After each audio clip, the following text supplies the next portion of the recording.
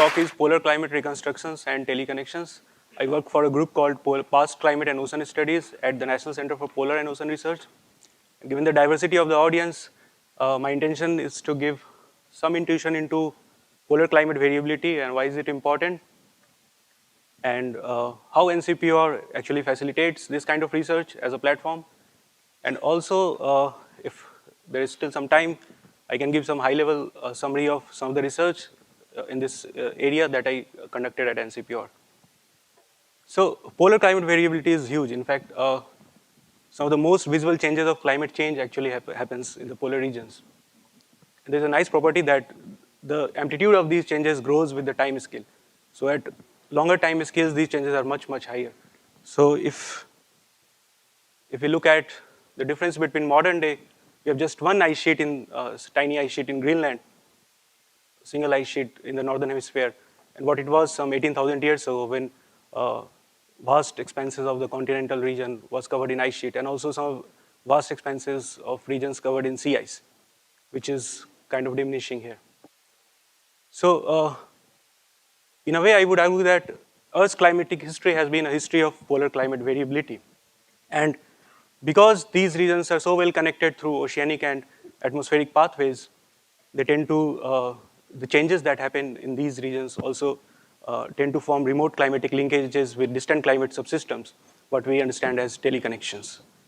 So now, if we look at some of the tipping elements in the Earth's climate system, which basically means that some of the elements that are vulnerable in a way that there could be irreversible changes to those systems, these are again mostly concentrated in polar regions. And we were not supposed to see this because on our time scales that we are, on human time scales, we were not supposed to be worried about polar climate change because these takes place over much, much longer time scales. But here we are that we have these tipping points. And the reason for this is this chart, which appeared as figure 1 in the latest IPCC technical summary report. What it says is that the climate change or the amplitude or the amount of change that is supposed to happen over millions of years is now projected to happen in the next 300 years. So these are projections, various projections of the IPCC, business as usual, some moderation to economic activity and some drastic steps. But still, these are very, very large changes that are happening over very short amount of period. The Earth and our system is not very used to it. It has never happened. So again, although these changes are most visible or most conspicuous in the polar regions, but if we look at the global population density, we would see that it is mostly concentrated in lower latitude regions and also in the eastern hemisphere. And this is a region which is dominated by climatic system which is called the monsoonal climate. And we can see that how global population matches with the global monsoon system, which is, and the way it is defined is that a major chunk of the precipitation or other forms which defines monsoon actually is concentrated in a particular season. So it makes sense to study polar climate variability and also investigate how it teleconnects or how it forms remote linkages with monsoonal systems. So what really enables this kind of a study where we reconstruct climatic history, which are beyond the instrumental observation, is that we have geological archives, which are marine sediment cores, lake cores, speleothem, which are cave deposits, ice cores, tree rings, and corals. So a common theme between all of these is that these are layered and are sequences in time. So I personally work on sediment cores, and this is a close-up of a sediment core, where we, if we can, and because these are layered sequences in time, if we can date it, and we can analyze some of the properties going down core, we can actually build a climatic history using these materials. So our group is involved with studies, and these are the locations of some of the sediment cores which are spread across globally. And you would notice that these are some of the locations which are highly inaccessible. So NCPOR really serves as a platform which provides access to these kind of materials. And it is a nodal agency or the Nodal Center for Multidisciplinary Scientific Research in the polar region. It operates bases in Antarctica, 2 bases in Antarctica, which runs 365 days a year. It also operates bases, a base in Arctic, which used to operate only during summer, but from this year onwards, it's going to be a year-round base. And also we have stations in Himalayas. We also conduct scientific cruises into the Southern Ocean, and we also partner with International Ocean Discovery Program, which provides a platform for going much deeper in time because of the kind of the drilling setup that they have. So this is our station in Antarctica, Maitri. This is Bharti. These are twin stations. This is our station in the Arctic, which will be operating 365 days from this year onward. This is our station, Himans, in the Himalayas. And also in the Southern Ocean, we conduct scientific cruises that goes every alternate year. And why this is important? Because if you see the global distribution of sediment cores, you'll see that the Indian sector of the Southern Ocean and the Southern Indian Ocean, some of the regions with the least data density, and this kind of cruises actually enables to sample from these regions. So also the International Ocean Discovery Program, NCPOR, is the nodal agency for Indian participation in International Ocean Discovery Program.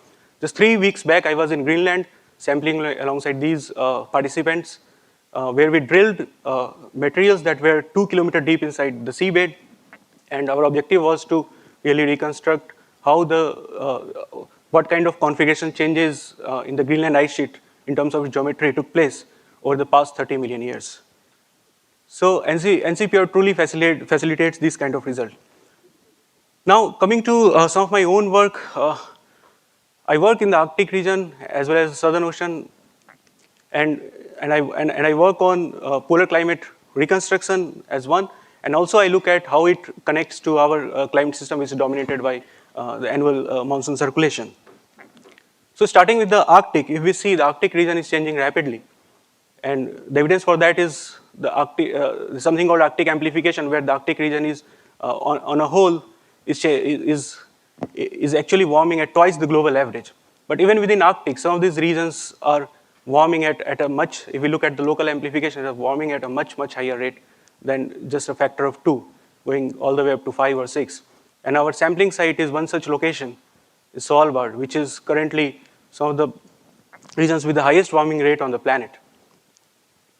So now, again, this region is a fjord, and what do we mean by fjord is basically it's a delta kind of a thing, but instead of land, what we have is glaciers terminating into the oceans. So before we could go deeper into the time, we conducted studies that demonstrated the climatic sensitivity of this region, where we demonstrated a steep biogeochemical gradient across this fjord arising from this glacial marine contrast. And under climate change scenario, these gradients could alter, which could get recorded as signatures of temporal signatures of changing paleo-environmental conditions. So with this context, we conducted one study where we built up a climatic history of this region for the past 1,000 years, and then we also investigated how it kind of resembled with the history, the variability of Indian monsoon precipitation. So what we did was that we measured certain parameters. These are routine parameters that we measure in sediment cores typically. We measured carbon isotopes, nitrogen isotopes, and organic matter elemental concentrations. But what I did was that we used some data direction techniques to cluster these into 2 sets. But we still did not understand what these clusters mean. So, and once we plotted this across the original parameter space, we found that a particular kind of cluster, which is represented by violet here, was absent between AD 1450 and 1850. So this was interesting, but we had to find out what was going at a physical level. So we took an independent data set, which is the last millennium reanalysis. It's kind of a hybrid between model simulations as well as all the proxies records combined into one, and was independent from our own data. And we created composites for our clusters, intervals that we got, cluster 1 and cluster 2, and then we took a composite difference.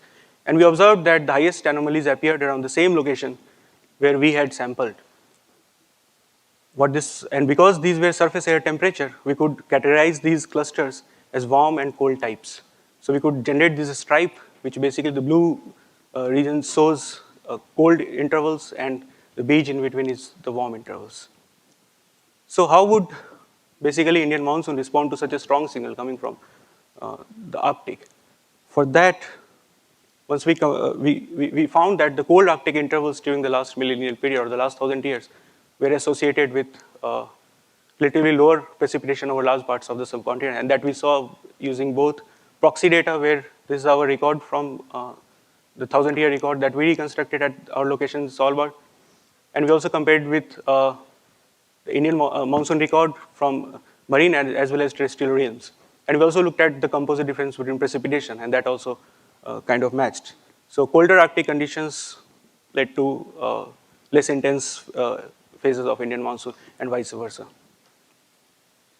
Now, moving on to the Southern Ocean, we used a sediment core from the subtropical front region in the Indian sector of the Southern Ocean to build a record of quantitative climate change over the past 40,000 years.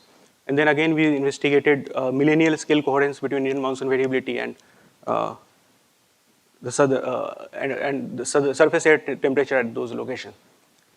So what we did was that we measured magnesium by calcium ratios on carbonates, which using appropriate inversion schemes was converted to sea surface temperatures. And because we had quantitative data, we could also compare it with one of the few available simulations, transient simulations during that period. It sort of matched. We could see that the temperatures were lowest during the last glacial maximum and follows an Antarctic style deglaciation. And then we have a Holocene decline. It sort of matches with the only available simulation during that period. So we then compared our record of sea surface temperature in the Indian sector of the Southern Ocean with Indian monsoon record, both during deglacial as well as during MIS3, which is from 30 kiloyears to 50 kiloyears. And we observed that there was a near one-to-one coupling between millennial scale oscillations in Southern Ocean SSTs and the Indian summer monsoon. We could see how closely they tend to match. So higher SSTs in the southern mid-latitude regions resulted in weaker Indian summer monsoon, and lower SSTs resulted in a stronger summer monsoon. Now, why do I say millennial? Because if we look at the deglacial period, these two plots shown in black are the surface air temperature at our sampling site in the Southern Ocean, and the ones shown in blue are the cross-equatorial pressure gradient, basically surface pressure gradient between the Mascarene high region and the northern Indian Ocean. So we see that while they are correlated on the orbital scales, but on the millennial scale, they tend to anti-correlate and follows what we have shown here. And during period MIS3, which was devoid of any strong orbital trend, we could see how closely they are sort of anti-correlated. Now, that was fast. So, coming to the summary, currently the tropical Indian Oceans dominate the year-to-year variability in Indian monsoon, from things like tropical Pacific, ENSO signals, IOD, even the equatorial Atlantic regions. But this could change in future as the polar climate variability grows and some of those thresholds are broken. So warmer Arctic coupled with diminished sea ice extent may intensify Indian monsoon in near term. And also we found that the southern mid-latitude SMLSs, southern mid-latitude sea surface temperatures was a predominant factor in controlling millennial scale variability in Indian summer monsoon. So with this, I would like to thank you all for listening.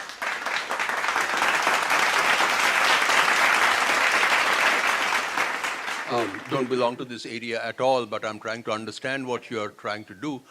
Are you trying to correlate, or are you trying to find causal relationships? So causal relationship is a different ballgame altogether. We do not have, it's correlational. And so is it not possible that when you show these graphs, which have similar patterns, Yes. is it not possible that there is a third set of variables that's affecting both? Yes, it's quite possible. But we are limited because the kind of work that goes into generating that a ship goes, it drills, and then creates one record. So you can imagine if we have to, even if from a theoretical standpoint we have some thing that we can kind of form a to understand the mechanistic links, it's still very difficult to do that. All right. So what are you trying to do? Are you trying to, estimate these correlations and then come up with a prediction equation? In which case, which is the dependent variable and which is the independent variable? So the dependent variable, for example, if you look at Indian monsoon variability, the year-to-year variability is only 10%. But then on longer time scales, it's much larger. So what is really causing those variabilities? It's not, so it is coming from regions that are far away from that place, and that has to be the polar regions, which has those wild swings on those time scales. But you So use the word cause. And that's where, we, we do that, sir, but unfortunately we are very limited in our ability to handle causal relationships. Please. Very, very interesting. What about greening of the Arctic? Yes. Melting and greening. Are you seeing similar? I mean, and what might be the consequences of?